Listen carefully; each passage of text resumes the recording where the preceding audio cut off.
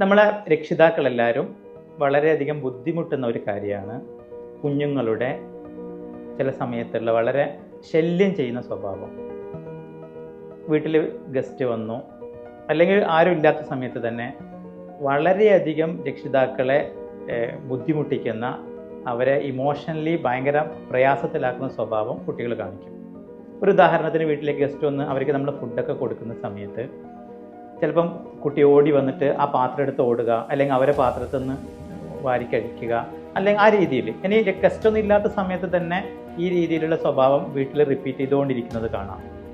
എന്താണ് ഈ സമയത്ത് നോർമലി രക്ഷിതാക്കൾ ചെയ്തുകൊണ്ടിരിക്കുന്നത്? ഇഷ്ടമില്ലാത്ത സ്വഭാവം കാണുന്ന സമയത്ത് രക്ഷിതാവ് പൊട്ടിത്തെറിക്കുന്നു.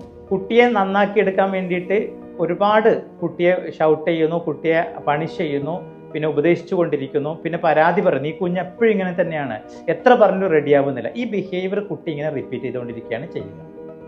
ഇവിടെ എന്താണ് റിയലി ചെയ്യേണ്ടത്? നമുക്ക് റിസൾട്ട് കിട്ടാൻ ഒന്ന് രക്ഷിതാവ് മനസ്സിലാക്കേണ്ടത്, ഇങ്ങനത്തെ ഒരു ബിഹേവിയർ ശ്രദ്ധയിൽപ്പെട്ടാൽ ആ മൊമെൻറ്റിൽ തന്നെ അത് 100% ഒഴിവായി പോകണം എന്നുള്ള വാശി ഒഴിവാക്കിയിട്ട് ഇതൊരു ക്രമേണ ഘട്ടം ഘട്ടമായിട്ട് റെഡിയാക്കേണ്ടതാണ്, തിരിച്ചറിയുകയാണ് ഒന്നാമത്. അതുപോലെ തന്നെ ആ മൊമെൻറ്റിൽ അതിനെ എത്രമാത്രം ഇഗ്നോർ ചെയ്യാൻ പറ്റുമോ അങ്ങനെ ഇഗ്നോർ ചെയ്യുകയാണെങ്കിൽ വളരെ പെട്ടെന്ന് ഈ സ്വഭാവം മാറ്റിയെടുക്കാൻ സാധിക്കും.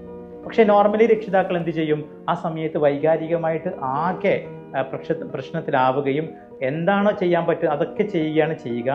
അങ്ങനെ ചെയ്യാതെ പരമാവധി ഈ ബിഹേവിയറിനെ ഇഗ്നോർ ചെയ്യുക. അതിനുശേഷം കുട്ടിയും രക്ഷിതാവും നല്ല കമ്മ്യൂണിക്കേഷന് പറ്റുന്ന ഒരു മാനസികാവസ്ഥയിൽ പരസ്പരം കളിക്കുകയോ ഒന്നിച്ച് കളിയോ ചിരിയോ അങ്ങനെയൊക്കെ ഏർപ്പെടുന്ന സമയത്ത് ആ കുഞ്ഞിനോട് ചോദിക്കുക, മോൻ എന്തിനാണ് ആ സമയത്ത് ഗസ്റ്റിൻ്റെ കയ്യിൽ നിന്ന് പാത്രം വലിച്ചെടുത്തത്, അല്ലെങ്കിൽ അവരെ പാത്രത്തിൽ നിന്ന് പോയിട്ട് ഫുഡ് വലിച്ചെടുത്തത് എന്തിനാണ്? അത് കുഞ്ഞിനോട് ചോദിക്കുക. അപ്പോൾ കുഞ്ഞിന് ആ സമയത്ത് കുഞ്ഞിൻ്റെതായ ഒരു ഉത്തരം ഉണ്ടാവും. അത് ഒരുപക്ഷെ നമ്മുടെ ലോജിക്കുമായിട്ട് ഒരിക്കലും മാച്ച് ആവണമെന്നില്ല, കുഞ്ഞത് പറഞ്ഞോട്ടെ. ആ സമയത്ത് കുഞ്ഞിനെ ഉൾക്കൊണ്ടുകൊണ്ട് കുഞ്ഞിന് മനസ്സിലാവുന്ന ഭാഷയിൽ, മോനെ അങ്ങനെയാണോ നമ്മൾ ചെയ്യേണ്ടത്? ഇപ്പോൾ ഉപ്പ അങ്ങനെ ചെയ്യോ, അല്ലെങ്കിൽ ഉമ്മ അങ്ങനെ ചെയ്യോ?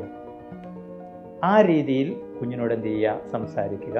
സ്വാഭാവികമായിട്ടും ആ ഒരു സംസാരം കൊണ്ട് മാത്രം കുഞ്ഞിൻ്റെ ബിഹേവിയർ മാറില്ല, പക്ഷെ അവിടെ ഒരു ചെറിയൊരു മാറ്റം സംഭവിക്കും. ഇതേപോലെ റിപ്പീറ്റഡ് ആയിട്ട് പിന്നീടും 5 or 6 പ്രാവശ്യം ഇതേ രീതിയിൽ നമ്മൾ ആ സമയത്ത് കുട്ടി ആ ബിഹേവിയർ കാണിക്കുന്ന സമയത്ത് ഇഗ്നോർ ചെയ്യുകയും കൂളാവുകയും ചെയ്ത് ഇതുപോലെ ഒരു മൊമെൻ്റ് ഉണ്ടാക്കി കുഞ്ഞിനോട് ഡിസ്കസ് ചെയ്ത് കഴിഞ്ഞാൽ വളരെ വേഗത്തിൽ നമുക്ക് ആ സ്വഭാവം മാറ്റിയെടുക്കാൻ സാധിക്കും.